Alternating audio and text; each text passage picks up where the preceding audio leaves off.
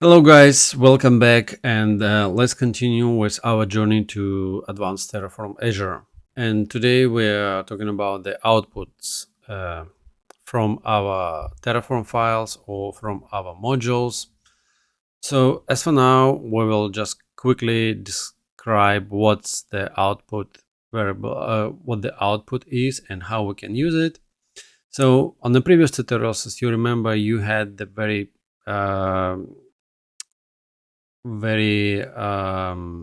nasty output. So we try to avoid this because first of all, it's clear to see the output in the logs. And then the second one is possible to use the output variables to pass them into another modules, for example. And this is what we will discuss on next topic. But as for now, let's look into this folder, 2 and 2 outputs. And we have pretty much basic structure where we have the main file, providers, vars file, and variables. And we also have the output files.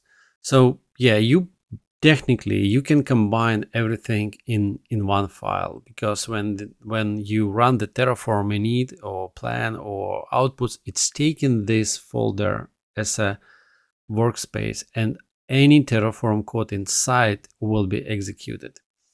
But as usually, it's best practice to kind of divide the things separately, especially if you have a big project. So let's look to the main folder, main file. So as you can see, we have a resource group and we have a storage account. And you may have attention that I'm starting to add a little bit more complexity here. Like for example, I'm starting to use the functions, embedded functions, and other things. So let me quickly explain you. So the resource group is fine. I just put the prefix rg before the resource name. And the thing is, Azure has the name convention, and basically it's best practice to follow that name convention, because you can clearly identify what this resource is. And if you're interested why I put this rg, for example, or here like st, so you can I can show you the link. This is the link, observation examples of Azure resource, and here you can find almost everything, every resource what you have. And if we search by storage account, we can see, yes, it's VM storage account. Okay, we can see, yes, it's storage account, and abbreviation is ST, right? If I want to create VM, for example, virtual machine, it will be VM. Virtual storage, VM storage account will be STVM, and so on. So in our case, we put rg dash and then the variable.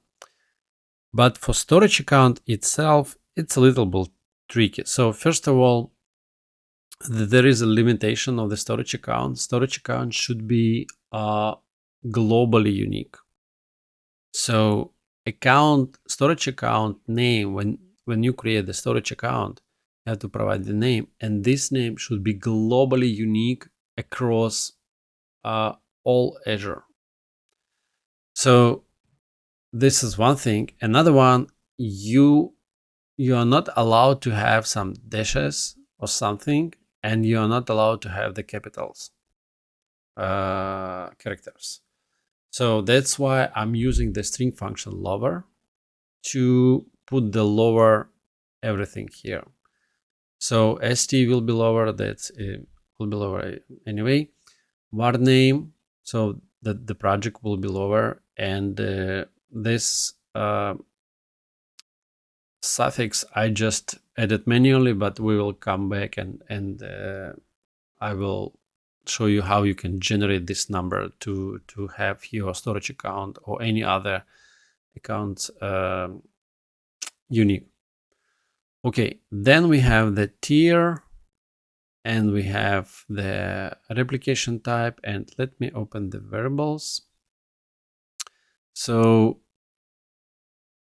yes, so for account tier, you see I added a couple of additional things which we did not discuss previously on the variables, but again, I just do the introduction of the techniques how people can use, and we will start from basic when we put everything manually, but now we're just adding more and more constraints and validations to make sure that our code will be not broken during the execution. So as for now, as you can see, we have a storage account here, which is a string, but I want to have the specific value. So, and unfortunately, Terraform doesn't have such functionality like enum, where you can specify the values, and these values will be only from kind of like from this list. So, but Terraform has the validation section for each variable, and the validation shows like, okay, this is the condition, and if it's condition true, everything is fine. If it's condition false, then we will get the error message. So the condition is like, okay, again, embedded function contains, which is say like in this variable, the only standard and premium value allow. Okay. And I'm doing the same for account replication type. So if I go to variable, you see account replication type, and there is a lot of possibilities to have different replication, like local redundancy, global redundancy, and so on, so on.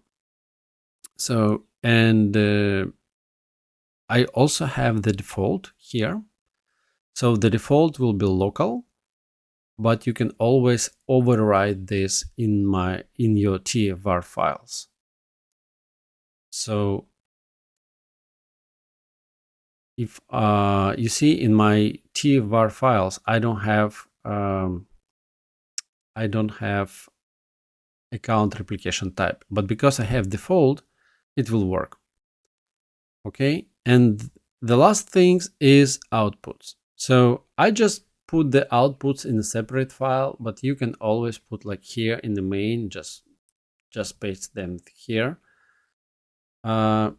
It's up to you, but here it's kind of like the separate things. So, and the output works very similar. So I can name this how I want. And the value will be Azure Resource Group, then main, like I name it inside of the Terraform, and then the parameter.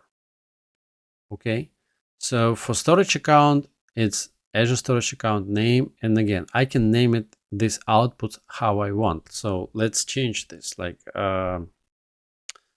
storage name, for example. But the value will be Azure Storage Account. Again, Terraform knows that he should go to the main.tf, go to Azure Storage Account, take the main, this is the main, and from this main, take the name. Okay. And yeah, just for some purpose, let's use, I don't know, location, for example. So in that case, we can do location. We will output the location. Okay, let's run.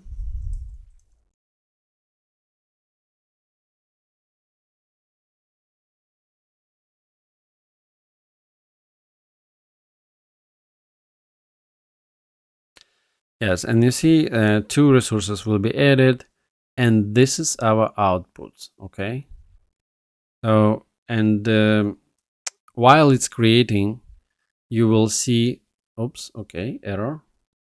Yes, this is the good error basically. So this is what I mentioned to you, that the storage account should be globally unique. And as for now, you see, we have generated account name st, then acme, because in my TFR my project name acme, and then 001. But the error shows us, okay, the storage account created failure, and then we see the storage account name is already taken, this message. So yeah, that's why we need to do some completely random things. So let me just add some just random things here and run again.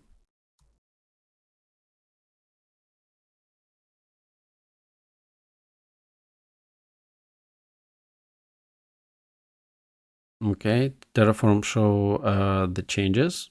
The storage name will be changed from this name to that name.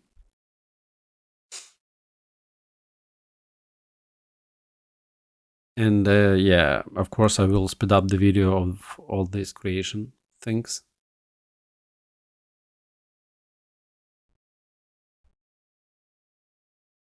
Oh, okay. So it just took like 22 seconds. So, okay, so we have the outputs, and you see how pretty this output is. So we have the storage account ID, which is nice string of resource ID, and we have location, and we have group name and storage name. Everything what we declare here as an output, it shows here. And in next episodes, we will use these output variables to pass into different modules or files. And you will see how we can use them in more advanced things. Okay, that's it for outputs introduction, and good luck with Terraform.